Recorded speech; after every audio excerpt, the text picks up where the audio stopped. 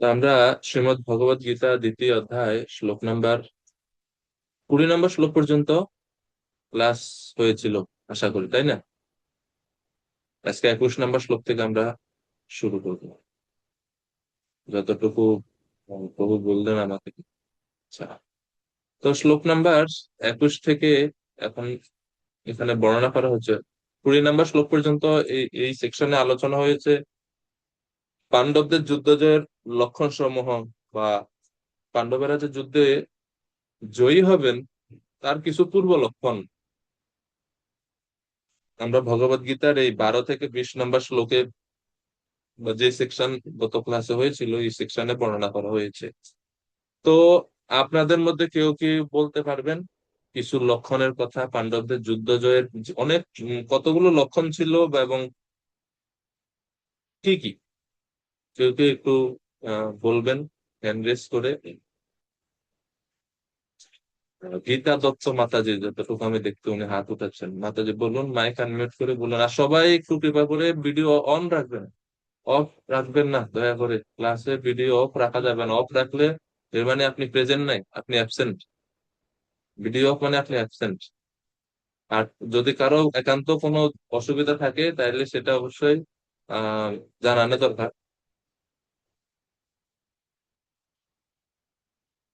কীর্তন আয়োজন করা হোক। কি বিষয়ে কীর্তন আয়োজন? যে গীতা দত্ত মাতাজি, মাইক আনমিউট করে বলুন।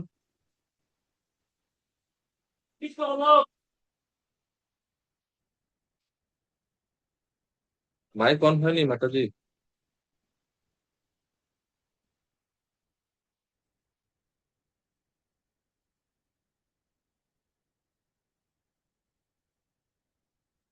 এই সমস্যা।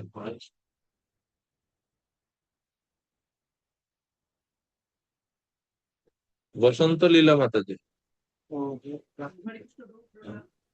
হরে কৃষ্ণ। আপনার কথা শুনতে পাচ্ছেন?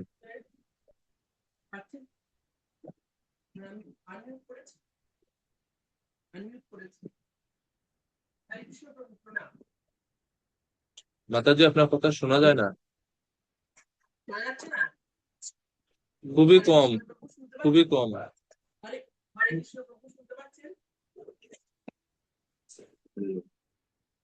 হরে কৃষ্ণ।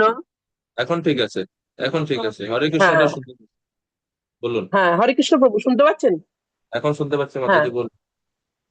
আচ্ছা। পাণ্ডবদের যুদ্ধ জয়ের 7টি লক্ষণ ছিল। কি প্রথম কি? লক্ষণ ধর্মক্ষেত্র। প্রথম লক্ষণ ধর্মক্ষেত্র। ধার্মিকদের বিজয় হয় যখন কৃষ্ণ সঙ্গে থাকেন। পাণ্ডবদের ব্যাখ্যা সঙ্গে করা কৃষ্ণ লাগবে না, জাস্ট ছিলেন। পয়েন্ট গুলা বললেই হবে। আচ্ছা, আচ্ছা। 2 নম্বর হচ্ছে দিব্য শঙ্খ। 3 নম্বর কপিধ্বজ, দিব্য রথ। জয়ের পতাকায় হনুমানের অধিষ্ঠিত, মানে কপিধ্বজ অর্জুনের রথের পতাকায় ছিলেন। হুম। কৌরবদের হৃদয় বিদারক। কৌরবদের হৃদয় বিদারক মানে হৃৎকম্পন। তারা মানে শঙ্খধ্বনিতে তাদের হৃদয় কেঁপে উঠেছিল। আচ্ছা। আর হচ্ছে আপনার দিব্য শঙ্খ বলেছি। আর পাণ্ডবদের এই 7টি হচ্ছে বিজয়ের চিহ্ন, যে তারা যুদ্ধে জয়লাভ করবেন। তার এই চিহ্নগুলো হচ্ছে এইগুলো। কৃষ্ণ সঙ্গে ছিলেন, দিব্য শঙ্খ, কপিধ্বজ, আর কৌরবদের হৃদয় বিদারক মানে তারা কেঁপে ঠিক আছে উঠেছিল মাতাজি, শঙ্খের আওয়াজে। ধন্যবাদ। ধন্যবাদ মাতাজি আপনাকে। শিবনাথ গোপেশ প্রভু, হরে মাতাজি কৃষ্ণ যেগুলো প্রভু। বললেন তার কোনোটা যদি বাদ পড়ে থাকে বলতে পারেন। মাতাজি এখানে মানে সত্যটাই বলছে, সেটা কি আমি রিপিট করব প্রভু? না, রিপিট মাতাজি করার দরকার নেই। যদি মাতাজি এখানে কোনোটা বাদ পড়ে আহ, থাকে।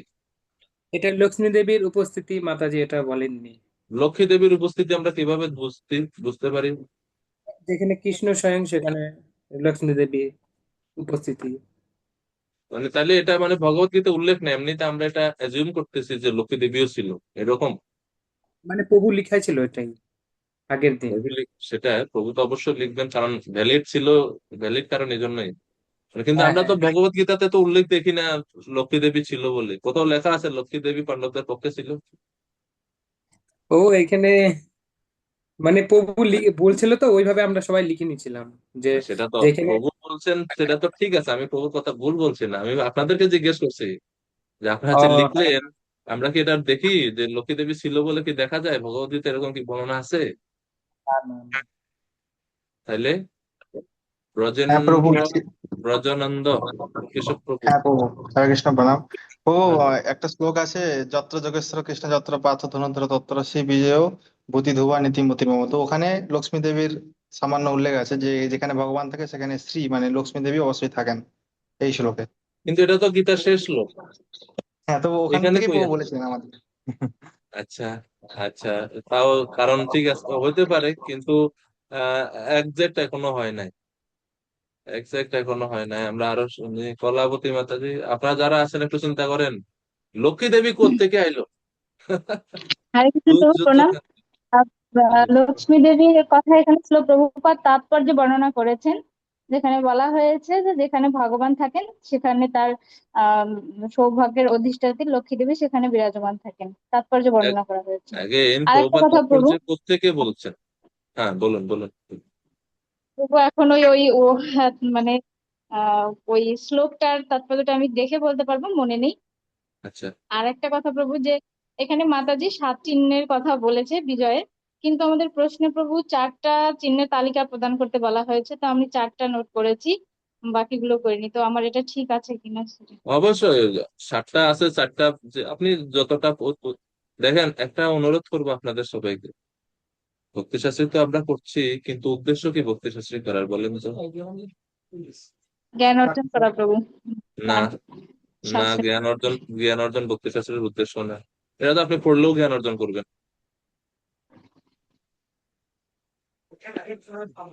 জ্ঞান অর্জন অনেকগুলো উদ্দেশ্যের মধ্যে একটা উদ্দেশ্য, কিন্তু এটা একমাত্র উদ্দেশ্য না। আমাদের আমরা, নিজেদেরকে পরিবর্তন করতে হবে ভক্তি এটাই শাস্ত্রের হচ্ছে মাধ্যমে। সবচাইতে বড় কথা। এটা হচ্ছে সবচাইতে বড় কথা। যাই হোক, তো আম- আম, বসন্ত ললিতা মাতাজি, না বসন্ত লীলা মাতাজি, সরি, বসন্ত লীলা মাতাজি, বলুন। ওই আগের সমস্যা আপনার, হেডফোন শুনতে শুনতে পারিনি, না শোনা যায় না। আর কেউ বলবেন? অমৃতাচরণ গোপাল প্রভু হ্যান্ড রেজ করছিলেন। লক্ষ্মী দেবী উল্লেখ আমরা কোথায় পাই? প্রভুপাদ কেন তাৎপর্য এটা ব্যাখ্যা করছেন? প্রভুপাদ কোত্থেকে এটা আনলেন এই তথ্যটা? হরে কৃষ্ণ প্রভু, এবার শুনতে পাবেন? হ্যাঁ, এখন এখন শুনতে পাচ্ছি। হ্যাঁ, আচ্ছা, আমাদের উদ্দেশ্য হচ্ছে সঠিক মূল্যবোধ গ্রো করে আমরা ভক্তি জীবনে অগ্রসর হব, ভক্তি শাস্ত্রের হ্যাঁ, উদ্দেশ্য। ভক্তি আর জীবনে অগ্রসর হন। আন্তরিকতার সাথে এই গীতা মাহাত্ম্য আমাদের আরো অধ্যয়ন করে ভক্তি পথে আমাদের আরো যাতে অগ্রসর হতে পারি, ভগবানের কাছে সবসময় সেটাই প্রার্থনা। হরি বল, হরে কৃষ্ণ। সুন্দর, ধন্যবাদ মাতাজি। অমৃতাচরণ প্রভু, আপনি হ্যান্ড রেজ করছিলেন। লক্ষ্মী দেবীর প্রমাণ কোথায় আমরা পাই? লক্ষ্মী দেবীর উপস্থিতি যেটা বললেন, শিলা প্রভুপাদ হ্যাঁ, তাৎপর্য। ছিল প্রভুপাদ তাৎপর্য বলছিলেন যে এখানে জয় জয়স্থ পাণ্ডব পুত্র নাম যে সাম পক্ষে জনার্দন, পাণ্ডবদের জয় অবধারিত, কারণ জনার্দন শ্রীকৃষ্ণের পক্ষে তাদের পক্ষে যোগ দিয়েছিলেন। ভগবান যে পক্ষে যোগদান করেন সৌভাগ্য লক্ষ্মীও সেই পক্ষেই থাকেন, কারণ সৌভাগ্য এটা কত লক্ষ্মী নাম্বার লক্ষ্মী শ্লোকের জগতে। তাৎপর্য আছে প্রভু? এটা 14 নম্বর শ্লোকের তাৎপর্য। 14 নম্বর শ্লোকে তাৎপর্য আছে প্রভু। 14 নম্বর শ্লোকটা একটু পড়বেন আপনি? হরে কৃষ্ণ। 14 নম্বর শ্লোকটা একটু পড়েন। হ্যাঁ, তৎ তত শ্বেতৈ হয়ে যুক্তে মহতি সানন্দনে স্থিত মাধব পাণ্ডব চ এব দিব্য শঙ্খ প্রদধত। তত শ্বেতৈর্হয়ৈর্যুক্তে মহতি স্যন্দনে স্থিতো মাধবः পাণ্ডবশ্চৈব দিব্যৌ শঙ্খ দিব্য শঙ্খৌ প্রদদ্মতু। তো এই শ্লোকে দেখেন, এখানে ভগবানের একটা নাম আছে। ভগবানের নামটা কি আছে এখানে অমৃত প্রভু? কৃষ্ণর একটা মাধব, নাম, হ্যাঁ, মাধব, কারেক্ট। মাধব শব্দের অর্থ কি? লক্ষ্মীপতি। কারেক্ট। এখানে হচ্ছে সূত্র। শিল প্রভুপাদ তাৎপর্য ব্যাখ্যা করছেন। প্রভুপাদ তো কাল্পনিক ভাবে কিছু ব্যাখ্যা করেন না যে কৃষ্ণ ছিল এই জন্য লক্ষ্মী দেবীও আছেন। এখন আমি যদি বলি লক্ষ্মী দেবী কেন, রাধারানী তো থাকতে পারেন। কেন নাম, হ্যাঁ, তো নামের সঙ্গে তুলনা আছে, মাধব। তৎসম পদ। নামটা ব্যবহার করা হচ্ছে মাধব। তো মাধব শব্দের অর্থ কি? যিনি লক্ষ্মী দেবীর পতি। এই নামটা এই কারণেই ব্যবহার করেছে যে এখানে অদৃশ্যভাবে লক্ষ্মী দেবীও আছেন, এই কারণে মাধব শব্দটা এখানে ব্যবহার করা হয়েছে। আশা করি বুঝতে পারছেন না? এখন বুঝতে পারছেন যে কেন লক্ষ্মী দেবীর অবস্থান বলা হয়েছে। আচ্ছা, তো শ্লোক নাম্বার 21 থেকে আজকে আমরা পড়ছি। এমনিতে তো এই পর্যন্ত যা আলোচনা হলো, শুরু থেকে 1 থেকে 11 নম্বর শ্লোকে যুদ্ধের জন্য প্রস্তুতির কথা আমরা দেখলাম। শ্লোক নাম্বার 12 থেকে 20 পর্যন্ত পাণ্ডবদের যুদ্ধ জয়ের লক্ষণগুলো আমরা দেখলাম। তারপরে এখন 21 থেকে 27 নম্বর শ্লোকে আমরা ভক্তবৎসল ভগবান শ্রীকৃষ্ণের কিছু গুণ বা কিছু বৈশিষ্ট্যের বর্ণনা দেখব। ভক্তবৎসল শ্রীকৃষ্ণ, কৃষ্ণ যে ভক্তবৎসল তার প্রমাণ এখান থেকে আমরা দেখতে পারবো। আচ্ছা, কৃষ্ণকে ভক্তবৎসল কেন বলা হয়? ভক্তবৎসল শব্দের অর্থ কি? কেউ কি একটু আহ বর্ণনা করবেন? কৃষ্ণের নাম কেন ভক্তবৎসল? হাত উঠাতে পারেন কেউ বলতে চাইলে, জুমেও অথবা এমনিতে ভিডিওতে হাত উঠাইলেও আশা করি আমি যদি দেখতে পাই। আমাদের ভিডিও মাইক অন করা শুধু ভক্তবৎসল কেন কৃষ্ণের নাম হলো? কৃষ্ণকে আমরা ভক্তবৎসল, কলাবতী মাতাজি আর বাকিরা কি সবাই চুপ করেন ভাই? এটা তো একটা কমন না, ভগবানের ভক্তবৎসল বলা হয়। এটা তো কঠিন জিনিস না কিছু। আপনারা অংশগ্রহণ করবেন আশা করি ক্লাসে, তাহলে আপনাদেরও বুঝতে ভালো, মানে মনে হয় যে ক্লাস বোরিং লাগবে না আশা করি। কেন কৃষ্ণকে ভক্তবৎসল বলা হয় মাতাজি বলুন। প্রভু ভগবান তার ভক্তের প্রতি অহৈতুকী করুণা প্রদর্শন করেন, তাই তাকে ভক্ত বৎসল বলা হয়। আরে তিনি তার ভক্তকে অহৈতুকী করুণা প্রদর্শন করেন বলে ভগবানকে ভক্ত বৎসল বলা হয়। তো সেই ভক্ত মানে তাহলে এখানে ভগবান শ্রীকৃষ্ণকে ভক্ত বৎসল কেন বলা হচ্ছে? কারণ তিনি এখানে অর্জুনের প্রতি বিশেষ কৃপা বা করুণা প্রদর্শন করছেন, তাই তো নাকি? তো সেই যার জন্য বিশেষ রথের কৃপাটা কি? সারথি করেন। তিনি রথের সারথি হলেন। আচ্ছা, রথের সারথি তো শুরু থেকেই যুদ্ধের শুরু থেকেই তো রথের সারথি। কিন্তু এই সেকশনে এই 21 থেকে 27 নম্বর শ্লোকে বিশেষ একটা ঘটনার উল্লেখ আমরা পাই, যে ঘটনা প্রকাশ করে যে কৃষ্ণ ভক্ত বৎসল। দেখেন, আমরা যখন বলি কৃষ্ণ কৃপা করেন তার ভক্তকে, তো কৃষ্ণ কৃপাময় এই নামও তো ব্যবহার হতে পারে। কিন্তু কৃপাময় এবং ভক্তবৎসল এই শব্দগুলোর মধ্যে কিছু তাৎপর্য পার্থক্য আছে। মানে পুরোপুরি একই অর্থে এই শব্দগুলো ব্যবহার হয় না। ভক্তবৎসল যখন বলা হয় তখন এই বিষয়টা আরো গভীর, আরো আরো আরো গভীর সম্পর্ক নির্দেশ করে তার ভক্তের প্রতি। ভগবান সকলের প্রতি কৃপা পরায়ণ, কিন্তু সকলের প্রতি তিনি বৎসলতা পরায়ণ নয়। তো আমরা একটু বোঝার দরকার যে বৎসলতা কেন কৃষ্ণকে ভক্ত বৎসল বলা হয়। এমনিতে বৎস শব্দের অর্থ কি জানেননি আপনারা? বৎস বাংলা আমরা ব্যবহার করি, বৎস মানে কি? হ্যাঁ, বৎস মানে বৎসতা স্বীকার করে যিনি, বা সন্তান, এরকম করে। না না, একটা হচ্ছে বৎস আর একটা হচ্ছে বর্ষ। তো আমি বৎস বলছি না, আমি বলছি বৎস, খণ্ডত দন্তস, বৎস। এই বৎস শব্দের অর্থ কি? ব্রজানন্দ প্রভু। বৎস মানে সন্তান তুল্য, সন্তান। বৎস মানে সন্তান বা বৎস মানে হচ্ছে বাছুর। আমরা বলি না গো, হ্যাঁ, গো বৎস, গো গোবৎস বৎস গোবৎস। বলি। আরেক, তো শিলা প্রভুপাদ এই ভাগবতমের অনেক কিছু কিছু তাৎপর্য এই ব্যাপারে বলছেন যে বৈদিক শাস্ত্রে গাভীকে, গোমাতাকে অনেক সম্মানের সহিত গোমাতার উদাহরণ দেওয়া হয়, কিন্তু গোমাতার একটা উদাহরণ আছে যেটা নেগেটিভ সেন্সে দেওয়া হয়। এখন নেগেটিভ সেন্সটা আসলে গোমাতার মানে এটাও গোমাতার প্রশংসাই করা হয়, যদিও শুনতে নেগেটিভ শোনা যায় বা নেতিবাচক উদাহরণ বোঝা যায়। এটা কি সেটা? যখন কোনো বাছুর মানে কোনো গাভী মাতা যখন কোনো বাছুর প্রসব করে, তখন এই বাছুরের প্রতি গোমাতার একটা একটা খুব গভীর একটা টান কাজ করে। বাছুরের জন্য সবসময় মা লালায়িত থাকে। একটু সময় যদি বাছুর সামনে দেখে না, দেখবেন খাবার দাবার বন্ধ, ডাকতেছে বাছুরকে। দেখছেন আপনারা যারা গো পালন করেন, দেখছেন? আহ দেখবেন আপনি, যদি কোথাও, বিশেষ করে আমরা গ্রামে যখন ছোটবেলায় দেখতাম, ও যখন বাছুর হইতো না, গোমাতাকে নেওয়া লাগে না, বাছুরকে আপনি কোলে নিয়ে হাঁটতে থাকেন, গোমাতা পিছন পিছন হাঁটে। মানে বাসু যেদিকে যেদিকে যায়, গোমাতা বা মাও সেদিকে সেদিকে যায়। এটা হচ্ছে বৎসলতা, বৎসলতা ভাব, যে বৎসের প্রতি বা বাসুরের প্রতি তীব্র আকর্ষণ বা স্নেহ, ভালোবাসা। ঠিক আছে? কেন না, মা জানে যে বাছুরটা কিছু জানে না। বাছুরটা আহ বাছুরটা নিজেকে নিজে রক্ষা করতে পারে না, সে খেতে পারে না এখনো ঘাস টাস ঠিক মতো, তো আমার দুধ খেয়ে তাকে আমার সুরক্ষা দিতে হবে, এটা হচ্ছে মায়ের। তো কৃষ্ণ তার যারা শুদ্ধ ভক্তরা, যারা কৃষ্ণের কাছে আত্মসমর্পণ করেন, যারা ভগবানের শরণাগত, সেই ভক্তদেরকেও ভগবান এইরকম ভাবে যত্ন করে। যেরকম একটা গাভী মাতা আর বাছুরকে যেরকম স্নেহ করে, ভালোবাসে, কেয়ার করে, সুরক্ষা দেয়, সেরকম ভগবান শ্রীকৃষ্ণ তার ভক্তের প্রতি করে। এই জন্য ভগবানকে বলা হয়, কি নাম বলা হয়?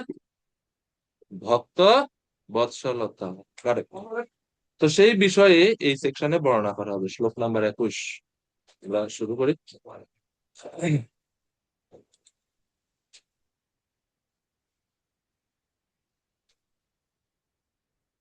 ওকে, 21, 22 দুইটা শ্লোক একসাথে আছে।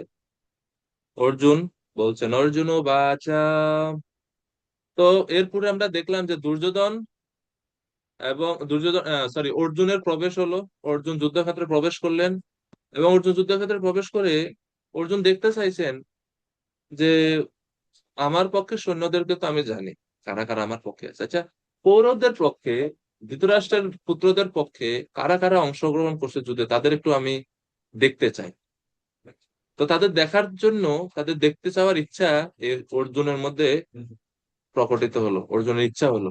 তখন অর্জুন ভগবান শ্রীকৃষ্ণকে এই 21, 22 এই দুইটি শ্লোকে নির্দেশ দিচ্ছেন, সেনায়োরুভয়োর্मध्ये রথম স্থাপয়াম্যচ্যুত यावते तान् निरीक्ष्यहम् युद्धकामानवस्थितान् कैर्मया सह युद्धव्यम् अस्मिन् রণসমুদ্যমে। তো প্রতিপক্ষকে দেখার ইচ্ছা করে অর্জুন জিজ্ঞাসা করছেন। সুশান্ত হরিদেব প্রভু অনুবাদ, ভগবান কৃপা করবেন।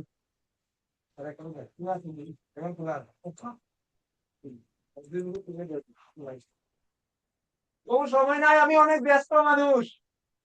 মাইক অন করুন আমি অনেক ব্যস্ত। কৃপা করে। কিছু হ্যাঁ, বলছেন এখন প্রভু? অনুবাদ পড়বেন কৃপা করে, অনুবাদ, অনুবাদ, দুইটি শ্লোকের অনুবাদ। অর্জুন বললেন, হে অচ্যুত, তুমি উভয় পক্ষের সৈন্যদের মাঝখানে আমার রথ স্থাপন করো, যাতে আমি দেখতে পারি যুদ্ধ করার অভিলাষী হয়ে কারা এখানে এসেছে এবং এই মহাসংগ্রামে আমাকে কাদের সঙ্গে যুদ্ধ করতে হবে। ধন্যবাদ প্রভু। আমি হয়তো হয়তো এরকম মাঝে মাঝে আপনাদের অনুবাদ পড়ার জন্য বলতে পারি, তো যদি বলা হয় কৃপা করে রেসপন্ড করবেন। তো এই শ্লোকেতে খুব সুন্দরভাবে বলা হচ্ছে যে, হে অচ্যুত ভগবান, সেনয় উভয় মধ্যে, উভয় সৈন্যদলের মাঝখানে রথম স্থাপয়, আমার রথ, এই রথকে স্থাপন করুন, বা এই রথকে এখান থেকে নিয়ে উভয় সৈন্যদের মাঝখানে এই রথকে স্থাপন করুন।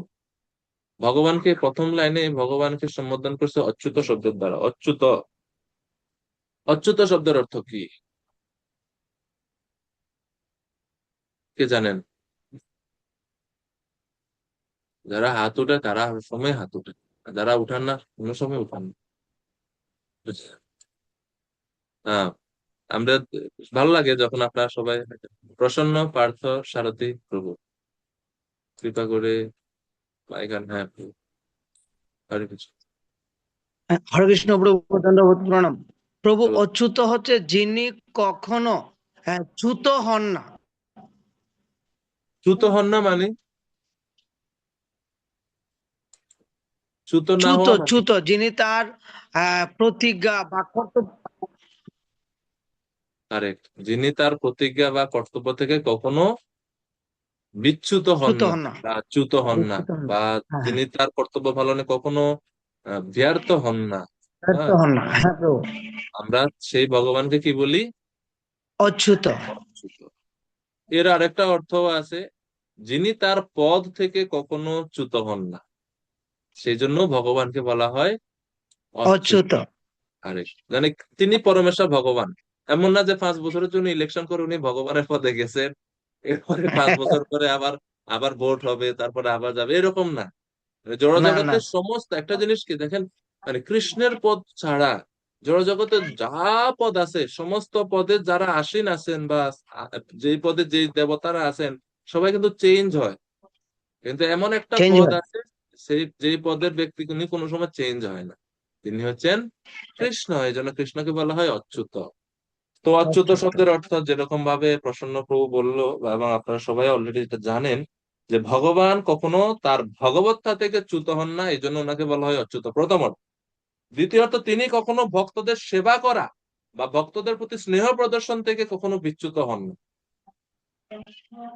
এই জন্য ওনাকে বলা হয় অচ্যুত। তিনি অচ্যুত। সবসময় তার ভক্তদের প্রতি স্নেহ প্রদর্শন করেন এবং কৃষ্ণ সবসময় অপেক্ষা করেন, সুযোগ সন্ধান করেন আমি কিভাবে আমার ভক্তদের সেবা করতে পারি। অর্জুনের আদেশটা একটু ব্যতিক্রম লাগতেছে না আপনাদের কাছে? আদেশ দেওয়া উচিত কার? আদেশ পালন করা উচিত কার? ভগবান আদেশ দিবে, ভক্ত আদেশ পালন করবে, তাই না? কিন্তু এখানে বিপরীত। অর্জুন বলছেন কৃষ্ণ তো এক কাজ করো, গাড়ি স্টার্ট দাও এবং উভয় সৈন্যদের মাঝখানে নিয়ে আমার এই গাড়ি থামাও, আমার রথটা এখানে নিয়ে চলো। এটা আদেশ না? স্থাপয় মে অচ্যুত, রথ স্থাপন করো। তো এইখানেই হচ্ছে ভগবানের অচ্যুত গুণ এবং ভগবানের ভক্ত বৎসল, যে কৃষ্ণ কোনো সময় মাইন্ড করেন না যে আরে আমি গাড়ি চালাবো, আমি তার কথা মানবো। এটা কৃষ্ণ কখনো মাইন্ড করেন না। কৃষ্ণ কখনো এরকম ভাবেন না যে আমি কেন তোমার জন্য গাড়ি চালাবো। কৃষ্ণ ভক্ত বৎসল, তো তার ভক্তের সন্তুষ্টির জন্য ভগবান সবকিছু করতে পারে। কেন ভগবান তার ভক্তের জন্য সবকিছু করেন? কারণ ভক্ত তার ভক্তির দ্বারা ভগবানকে জয় করেছেন, সেই কারণে ভগবান সবকিছু করে। ঠিক আছে? তো জন্য আহ ভগবানের নাম অজিত। ভগবানের একটা নাম হচ্ছে অজিত। আমরা অনেক সময় মানুষের নাম রাখি না অজিত, ভগবানের একটা নাম হচ্ছে অজিত। অজিত মানে হচ্ছে যাকে কোনো সময় জয় করা যায় না, কিন্তু সে অজিত ভগবানকেও জয় করা যায় যখন কেউ তার সেবা করে নিঃস্বার্থ ভাবে। তো অর্জুন হচ্ছেন ভগবানের সখ্য রসের ভক্ত, বন্ধু সম্পর্ক, এবং অর্জুনের এই ভালোবাসা, এই ভক্তি, এই প্রেমের বশ হয়ে গেছেন কৃষ্ণ। এই কারণে যদিও তিনি পরমেশ্বর ভগবান, যদিও সকলেই এই ত্রিভুবনের সবাই ওনার আদেশ পালন করে, কিন্তু সেই পরমেশ্বর ভগবান এখন অর্জুনের আদেশ পালন করছেন। ভাগবতমে আমরা দেখতে পাই কপিল শিক্ষামৃতে কপিল দেব বলছেন মদ ভয়াতি বাতি বাতোয়ম সূর্যস্তপতি মদ ভয়াত বর্ষতীন্দ্রো দহত্যগ্নি মৃত্যুশ্চরতি মদ ভয়াত। আমার ভয়ে সমস্ত দেবতারা তাদের কাজ করে। ইন্দ্র ঠিক টাইমে অফিসে আসেন, সূর্য যথাসময়ে উদিত হন, ইন্দ্রদেব যথাসময়ে বৃষ্টি প্রদান করেন, অগ্নির সবকিছুকে দহন করেন। কার আদেশে এগুলা করেন তারা? আমার আদেশে, আমার ভয়ে, মত ভয়াত, আমার আদেশের ভয়ে তারা এগুলা করেন। তারা জানে যদি তারা আমার আদেশ উল্লঙ্ঘন করে বা উপেক্ষা করে তাহলে তাদের শাস্তি পেতে হবে। সমস্ত দেবতারা তার আদেশ পালন করে, আর সেই ভগবান এখানে অর্জুনের আদেশ পালন করছে। যখন অর্জুন বলছেন সেনয় উভয়ের মধ্যে রথম স্থাপয়ামি অচ্যুত, আচ্ছা কেন তুমি উভয় সৈন্যদের মাঝখানে নিতে চাচ্ছ অর্জুন? কি উদ্দেশ্য? কেন উভয়ের মাঝখানে যাবে কেন? ইয়াবৎ এতা নিরীক্ষেহম যুদ্ধ কামান অবস্থিতান, কারা যুদ্ধ কামান, যুদ্ধ করার বাসনা নিয়ে কারা এখানে আসছে, এই যুদ্ধক্ষেত্রে সমবেত হয়েছে, তা আমি যুদ্ধে দেখতে চাই। কই মায়া সহ যোদ্ধব্যম অস্মিন রণসমুদ্যমে, আজ এই রণসংগ্রামে, এই রণ মাঠে কাদের সঙ্গে আমাকে যুদ্ধ করতে হবে তা আমি দেখতে চাই। আর এই কারণে রথম স্থাপয়, আমার রথকে উভয় সৈন্য দলের মাঝখানে স্থাপন করুন। তো শিল প্রভুপাদ তাৎপর্যে অচ্যুত শব্দের ব্যাখ্যা দিলেন, যেটা আমরা দেখলাম যে ভগবান সারথী হিসেবে অর্জুনের আদেশ পালনে দ্বিধাবোধ করেননি। যদিও ভগবানের নাম হচ্ছে ঋষিকেশ, আমরা বিভিন্ন যে ঋষিকেশ মানে তিনি ইন্দ্রিয়ের নিয়ন্তা। ইন্দ্রিয়ের নিয়ন্তা মানে সমস্ত ইন্দ্রিয়কে তিনি নিয়ন্ত্রণ করেন, ভগবান শ্রীকৃষ্ণ। সেই কৃষ্ণ এখন অর্জুনের কথা মতো, যিনি ইন্দ্রিয়কে নিয়ন্ত্রণ করেন সেই কৃষ্ণ এখন অর্জুনের কথা মতো এখন তিনি রথ চালাচ্ছেন। তো এই হচ্ছে অচ্যুত শব্দের বিভিন্ন অর্থ। অচ্যুত শব্দের বিভিন্ন অর্থ। শ্লোক নাম্বার 23, পরবর্তী শ্লোক।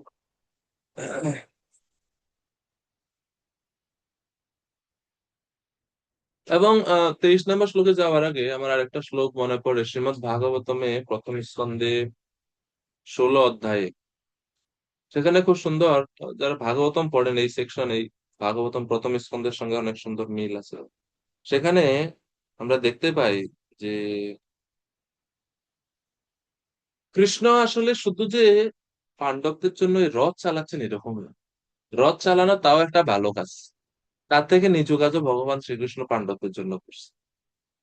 মানে ভগবানের ভক্ত বৎসলতার প্রমাণ খালি এই শ্লোক না, আমরা ভাগবতমেও এর প্রমাণ আমরা দেখতে পাই। 1:16:16 শ্লোক নাম্বার সহজ আছে মনে রাখতে।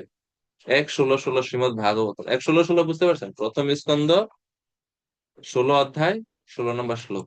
তো আমরা অনেক সময় সংক্ষেপে বলে দিই 1:16:16। ও হৃদয়রাজ প্রভু কেমন আছেন? আমি দেখি নাই, ভালো লাগতেছে আপনার এদিকে। তো সেই শ্লোকেতে আমরা সুন্দর প্রমাণ পাই। সেখানে বলা হচ্ছে সারথ্য পার্ষদ সেবন সাক্ষাদোত্য বীরাসনানুগমনস্তবন প্রণামন স্নিগ্ধেষু পাণ্ডুষু জগৎ প্রণতিম চ বিষ্ণু ভক্তিম করোতি নৃপতিশ্চরণারবিন্দে। সুত গোস্বামী শৌনক ঋষিদেরকে বলছেন যে পরীক্ষিত মহারাজ যখন তিনি বিভিন্ন রাজ্যে ভ্রমণ করছিলেন, তিনি পাণ্ডবদের গুণমহিমা শুনলেন যে কৃষ্ণ শুধু তাদের সারথ্য বা তাদের সারথি হননি, আরো অনেক কাজ করছেন। কি কি কাজ করছেন? প্রথমে বলছেন, হ্যাঁ তিনি তো সারথি হয়েছেন, সারথ্য। দুই, তিনি পার্শ্বদত্ত করছেন। পার্ষদ, পার্ষদ মানে কি?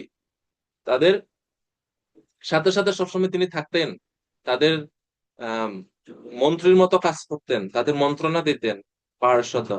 সেবন, তাদের সেবা করতেন কৃষ্ণ। সখ্য, তাদের সখা ছিলেন কৃষ্ণ।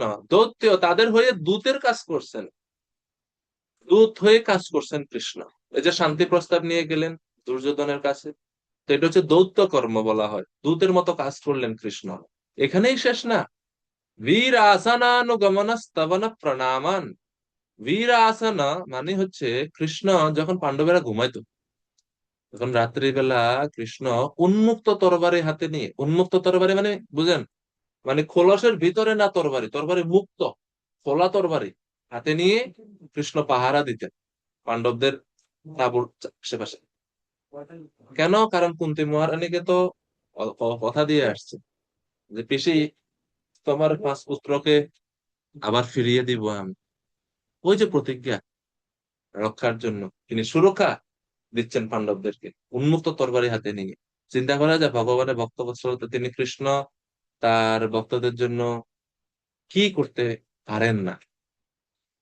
তারপরে সেই জন্য বলছে বীরা স্নান গমন স্তবন প্রণাম, তাদের প্রহরী হয়ে তাদের জন্য তাদের পাহারা দিচ্ছেন এবং তাদের ইচ্ছা অনুসারে যে কোনো ধরনের সেবা কৃষ্ণ করছেন।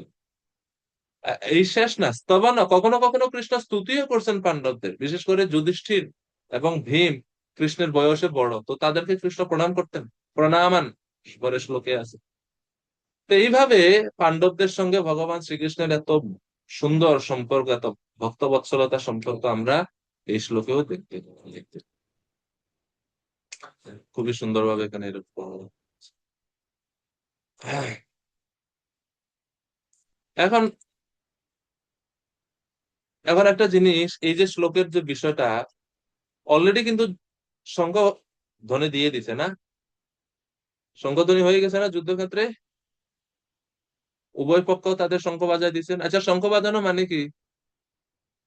গাড়ি শুট মানে গাড়ি স্টার্ট হবে না গাড়ি থামবে, কোনটা? ট্রেনে যখন ট্রেন চলা শুরু করে, ট্রেন চলা শুরু হওয়ার আগেই হর্ন দেয়। হর্ন দ্বারা কি বোঝায়? যে এখন আমরা স্টার্ট দিচ্ছি। তো যুদ্ধক্ষেত্রেও শঙ্খধ্বনি মানে হচ্ছে যুদ্ধ শুরু হয়ে যাবে, উভয় পক্ষ রেডি।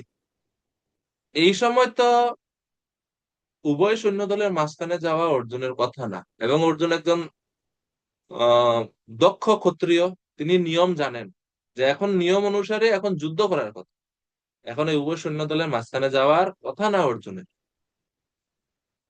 তো এত সমস্ত শস্ত্র শাস্ত্র সম্বন্ধে অভিজ্ঞ অর্জুন কেন এখন এই এই এই বিষয়ে মানে কেন এখন উভয় সৈন্য দলের মাঝখানে যাওয়ার জন্য অর্জুন কৃষ্ণকে অনুরোধ করলেন? তো বলা হচ্ছে এর কারণ হচ্ছে ভগবানের যোগমায়া। এখান থেকে ভগবানের মায়া কাজ করা শুরু করে দিচ্ছে। কৃষ্ণ মোহিত হয়েছেন, সরি অর্জুন মোহিত হয়েছেন, কৃষ্ণ অর্জুনকে মোহিত করছেন। অর্জুন মোহিত হয়েছেন কিসের দ্বারাতে? মহামায়ার দ্বারা না, বহিরঙ্গা শক্তির দ্বারা না, মায়ার দ্বারা না, যোগমায়ার দ্বারা। কৃষ্ণ অর্জুনকে মোহিত করছেন যাতে করে এই ভগবত গীতার জ্ঞান প্রকাশিত হয়। যেরকম আমরা দেখি শ্রীমৎ ভাগবতমের ক্ষেত্রে প্রাসঙ্গিক, পরীক্ষিত মহারাজ সারা জীবনে আমরা দেখি না, ওনার কোনো রেকর্ড নাই কোনো ব্রাহ্মণকে তিনি অবজ্ঞা করছেন, কোনো ব্রাহ্মণকে তিনি অসম্মান করছেন।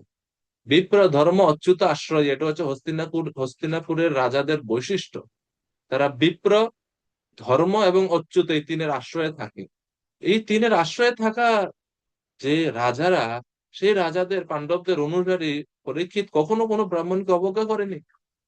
ওনার সারা জীবন ওই একটাই ঘটনা যে তিনি সেই ঋষির গলায় মৃত সর্প জড়িয়ে দিয়েছেন। তো আচার্যরা বলছেন এটা যে করছেন এটা আসলে পরীক্ষিত মহারাজের স্বভাব নয়, এটা ভগবানই তাকে মোহিত করছেন যেন এই কাজটা হয়। এবং এর কারণে তিনি অভিশাপ পাবেন, অভিশাপ পেয়ে তিনি গৃহত্যাগ করবেন, এরপরে সুখদেব গোস্বামী আসবে এবং শ্রীমৎ ভাগবতমের উদয় হবে। তো শুদ্ধ ভক্তরা ভগবানের সন্তুষ্টির জন্য ভগবানের ইচ্ছা অনুসারে কখনো কখনো কখনো কখনো তারা নিচু অবস্থান বা কিছু আপাত বাহ্যিক দৃষ্টিতে মনে হয় যে এটা ভুল, সেরকম ভুল কাজ তারা করে বসে। কেন? এই ভুল কাজের কারণে বা এই কাজের কারণে আমরা সেই শুদ্ধ ভক্তদেরকে কখনো দোষারোপ করা উচিত নয়। এটা বুঝতে হবে যে এটা ভগবানের নির্দেশে ওনারা এটা করছেন জগৎ জীবের শিক্ষা দেওয়ার জন্য, সাধারণ জীবের মঙ্গলের জন্য। বুঝতে পারছেন? তো এটা হচ্ছে মোহ, ভগবানের যোগমায়ার প্রভাব অর্জুনের উপর শুরু হয়ে গেছে।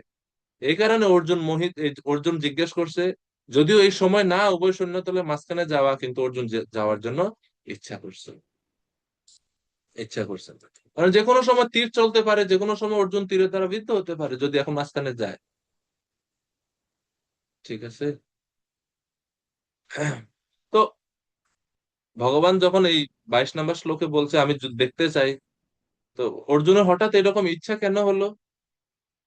তো 23 নম্বর শ্লোকে অর্জুন আরো বলছে, ইয়ৎসমানান অবেক্ষেহম ইয়ায়ত্যত্র সমাগতাঃ ধৃতরাষ্ট্রস্য দুর্বুদ্ধি যুদ্ধে প্রিয়া চিকীর্ষবঃ। ধৃতরাষ্ট্রের যে দুর্বুদ্ধি সম্পন্ন পুত্রগণ, তাদের সন্তুষ্ট করার জন্য যারা এখানে যুদ্ধ করতে এসেছে তাদের আমি দেখতে চাই।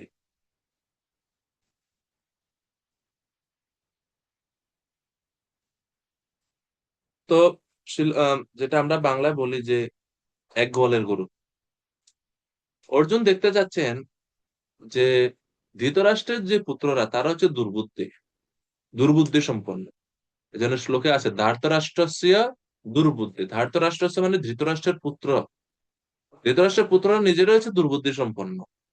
যারা ধৃতরাষ্ট্রের পুত্রদেরকে সহযোগিতা করার জন্য এই যুদ্ধক্ষেত্রে উপস্থিত হয়েছেন, নিশ্চয় তারাও দুর্বুদ্ধি সম্পন্ন হবেন, নাইলে তারা কেন ধৃতরাষ্ট্রের পুত্রদের সঙ্গে যাবেন? তো এই জন্য বলছেন আমি তাদেরকে দেখতে চাই, ইয়ৎস মানান অবেক্ষেহম, আমি তাদের পর্যবেক্ষণ করতে চাই যে কারা ওই দুর্বুদ্ধি সম্পন্ন বা সেই অন্যায় পক্ষ কারা অবলম্বন হয়ে গেছে। ঠিক আছে।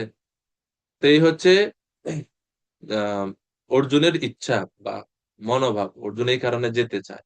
তো শিল প্রভুপাদ তাৎপর্য বলছে যে এই কথা সকলেরই জানা ছিল, দুর্যোধন তার পিতা ধৃতরাষ্ট্রের সহযোগিতা অন্যায়ভাবে পাণ্ডবদের রাজত্ব আত্মসাৎ করার চেষ্টা করেছিল। তাই যারা দুর্যোধনের পক্ষে যোগ দিয়েছিল তারা সকলেই ছিল এক গোয়ালের গরু, আর অর্জুন যুদ্ধের শুরুতে তাদের দেখতে চেয়েছিলেন। তো তারপর কি হলো যখন এইভাবে অর্জুন কৃষ্ণকে বললেন, তারপর কি হলো? সঞ্জয় এর পরের ঘটনাগুলো বলছেন। সঞ্জয় বাচা एवमुक्तो ऋषिकेशो गुडाकेशेन भारत सेनयोरुभयोर्मध्ये स्थापयित्वा रथोत्तमम्। শুদ্ধ ভক্ত নরোত্তম প্রভু অনুবাদ করবেন কিভাবে করে? হরে কৃষ্ণ, ধন্যবাদ প্রণাম প্রভু। ধন্যবাদ তোমাকে। ধন্যবাদ। সঞ্জয় বললেন, হে ভারত বংশধর, অর্জুন কর্তৃক এভাবে অদিষ্ট হয়ে শ্রীকৃষ্ণ সেই অতি উত্তম রথটি চালিয়ে নিয়ে উভয় পক্ষের সৈন্যদের মাঝখানে রাখলেন। হরে কৃষ্ণ। এব মুক্ত ঋষিকেশ গুড়াকেশেন ভারত। গুড়াকেশ অর্থাৎ অর্জুন যখন এভাবে ভগবান শ্রীকৃষ্ণকে বললেন, আদেশ দিলেন, তখন ঋষিকেশ অর্থাৎ যিনি সমস্ত ইন্দ্রিয়ের নিয়ন্ত্রণ করেন সেই ভগবান শ্রীকৃষ্ণ সেই উত্তম রথটি চালিয়ে নিয়ে উভয় সৈন্যের মাঝখানে রাখলেন। আমরা এর আগেও শুনেছি, আগের শ্লোকেও ভগবানকে ঋষিকেশ বলা হয়েছে। আমাদের ইন্দ্রিয় গুলো হচ্ছে 5টা ঘোড়ার সঙ্গে তুলনা করতে পারি আমরা, 5টা ঘোড়ার সঙ্গে তুলনা করতে ইন্দ্রিয় গুলোকে। তো উপনিষদে বলা হচ্ছে যে আমাদের এই দেহটা হচ্ছে একটা রথের মতো। রথের ঘোড়া 5টা থাকে সাধারণত। তো এই 5টা ঘোড়া হচ্ছে আমাদের শরীরের 5টা ইন্দ্রিয়, জ্ঞান ইন্দ্রিয়। সেই ইন্দ্রিয়গুলোকে নিয়ন্ত্রণ করার জন্য যে লাগাম যেটা চালকের হাতে থাকে, সেই লাগাম বা রশি হচ্ছে মন। আমাদের শরীর পুরোটাই হচ্ছে রথ। এই রথের সারথি হচ্ছে বুদ্ধি এবং যাত্রী হচ্ছে জীবাত্মা। এই হচ্ছে মানব দেহরূপী রথ। অর্জুন তার যে বুদ্ধি, যেটা ইন্দ্রিয়রূপী ঘোড়াকে চালাচ্ছে, সেই বুদ্ধিকে সরিয়ে কৃষ্ণকে সেই বুদ্ধির জায়গায় বসাতে চাচ্ছে। আর কৃষ্ণ শুধু বাহ্যিক ভাবে অর্জুনের রথ চালাচ্ছে না, আভ্যন্তরীণ ভাবেও তার রথকে, হৃদয় থেকেও তার মনোভাব, তার সমস্ত ইন্দ্রিয়গুলোকে নিয়ন্ত্রণ করছে। এই জন্য বলা হচ্ছে এই বা মুক্ত ঋষিকেশ, এই জন্য ভগবানকে ঋষিকেশ বলা হচ্ছে। তো আমাদেরও ভক্তদেরও উচিত আমাদের যে জীবন পরিচালনার দায়িত্বটা বা সেই ড্রাইভারের পদে আমাদের জড় বুদ্ধিকে, অনিয়ন্ত্রিত মনকে না রেখে কৃষ্ণকে বসানো। কৃষ্ণকে বসানো মানে কি? এমন না তো কৃষ্ণের বিগ্রহ একটা আনি আপনি মনের মধ্যে সেট করে দিবেন, অপারেশন করে। এরকম তো বসানো সম্ভব না। তো কৃষ্ণকে মনের মধ্যে বসানো মানে ভগবান শ্রীকৃষ্ণের যে উপদেশ, নির্দেশাবলী, সেগুলো জীবনে অনুসরণ করা, এবং গুরুদেব, শিল গুরু মহারাজ বা কৃষ্ণের যারা শুদ্ধ ভক্তরা, তাদের উপদেশ অনুসারে জীবন পরিচালনা। এইভাবে আমরা ভগবানকে আমাদের হৃদয়ে বসাতে পারি। তো সেই কারণে এখানে ঋষিকেশ শব্দ দ্বারা ভগবানকে সম্বোধন করা হচ্ছে। ঋষিকেশ ভগবান, তিনি উভয় সৈন্যদলের মাঝখানে এই রথ স্থাপন করলেন। শ্লোক নাম্বার 25। তো ওর 24 নম্বর শ্লোকে ছিল প্রভুপাদ গুড়াকেশ শব্দেরও ব্যাখ্যা করছে। অর্জুনকে গুড়াকেশ বলা হয় কেন? গুড়াকা মানে হচ্ছে নিদ্রা, আর যিনি সেই নিদ্রাকে জয় করেছেন, ঈশা, যিনি নিদ্রাকে নিয়ন্ত্রণ করতে পেরেছেন, তিনি হচ্ছেন গুড়াকেশ।